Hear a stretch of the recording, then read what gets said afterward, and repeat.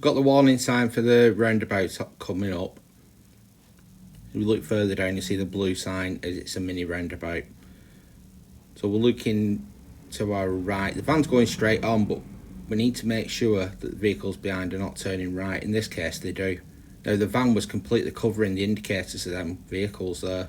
The Audi's going straight on, so we can continue. So it's important that even if you've got a vehicle going ahead, you make sure you can see clearly behind it what the indicators of the other vehicles are doing. On this roundabout, you've got a good view to the right, so we're just going to continue ahead. There's nothing coming towards us either.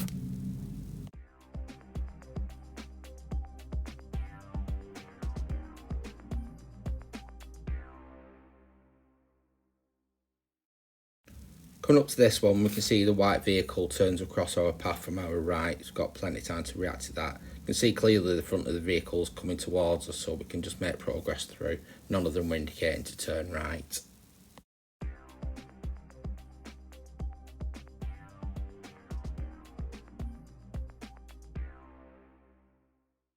Coming up to this one, it's a little bit busy. I've got a lot of traffic coming towards us. So we're going to go a bit slower approaching this one to make sure that none of the vehicles are turning right.